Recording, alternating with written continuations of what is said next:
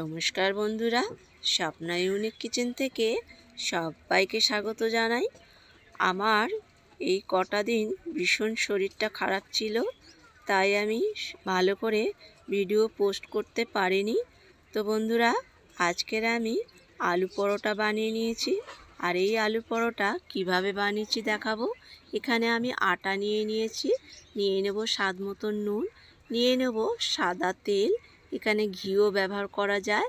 তো সাদা তেল নুন দিয়ে ভালো করে মেখে নিয়ে জল দিয়ে আমি আটাটা এইভাবে মেখে নেব। নিয়ে একটা আটার ডো বানিয়ে নেব। দিয়ে ডো বানানো হয়ে গেলে আরও একটু সাদা তেল দিয়ে মেখে কিছুক্ষণ ঢেকে রাখবো। এদিকে আমি আলুটা সেদ্ধ করে নিয়েছিলাম, আলু এইভাবে মেখে নিতে হবে। তো মাখাটা প্রায় আমার হয়ে গেছে। এরপরে আমি দিয়ে দেবো 1 চামচ গোলমরিচের গুঁড়ো, স্বাদ মতন নুন, 1 চামচ দিয়ে দেবো চিলি ফ্লেক্স, দিয়ে সুন্দর করে এটা মেখে নিতে হবে। এদিকে কড়াই আমি তেল দিয়ে গরম করতে বসিয়েছিলাম, দুটো বড় বড় পেঁয়াজ দিয়ে দিয়েছি।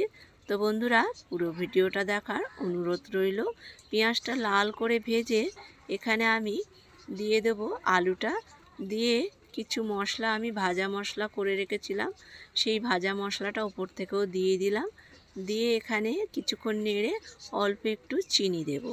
চিনিটা যদি কেউ না খাও দিতে হবে না। তো দিয়ে আমার এটা হয়ে গেছে, বেশ কিছুক্ষণ কষিয়ে নিয়েছি।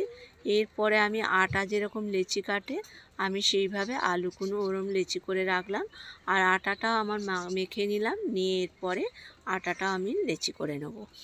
তো আলুর থেকে আটার লেচি একটু ছোট হবে, আলুর লেচিগুলো একটু বড় হবে। তো আমি এখানে বেলে নেব। আর আলু দিয়ে যেহেতু পরোটাটা করছি, আলুটা সবসময় একটু বেশিই রাখতে হয়, তাহলে কি হবে, পরোটাটা বেশ খেতে ভালো লাগবে আর খুব সফট হবে। তো আমি এবারে একটু বেলে নিয়ে আলুর যে লেচি করে রেখেছিলাম ভেতরে দিয়ে দিলাম, আটার বেলার ভেতরে দিয়ে এইভাবে আমি বেশ মুড়িয়ে নিলাম। তো এই দেখুন বন্ধুরা, কত সুন্দর লাগছে। আর একটা আমি বানিয়ে দেখাচ্ছি, আর এটা খেতে বেশ সুন্দর হয়েছিল, এতটা সুন্দর হয়েছে তো কি বলবো। তো আমি এর আগেও আলু পরোটা বানিয়েছি। তো এইবারে আলু পরোটাটা বেশ সুন্দর, পুরটা বেশ সুন্দর করে করতে হবে আলুর পুরটা, তাহলে আবার এটা আরও সুন্দর খেতে লাগবে। তো হয়ে গিয়েছে আমার এটা। এরপরে আমি একটু আটা দিয়ে এখানে বেলে নেব।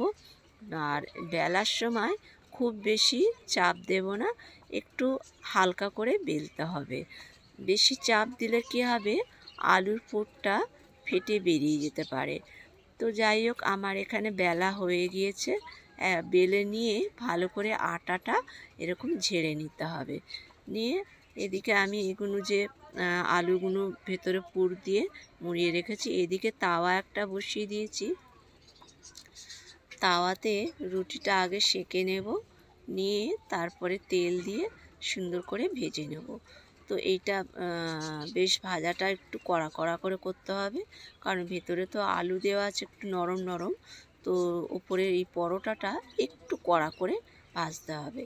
তো ভাজা আমার হয়ে গেছে, একটা ভেঙে আমি দেখাচ্ছি। দেখুন বন্ধুরা, ভেতরে কতটা আলুর পুর বেশ সুন্দরভাবে হয়েছে, এটা খেতে অসাধারণ হয়েছিল।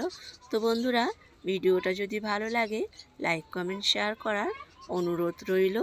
আর যদি কোনো নতুন বন্ধু হয়ে থাকেন তাহলে আমার ইউটিউবে চ্যানেলটা সাবস্ক্রাইব করে নেওয়ার অনুরোধ রইল।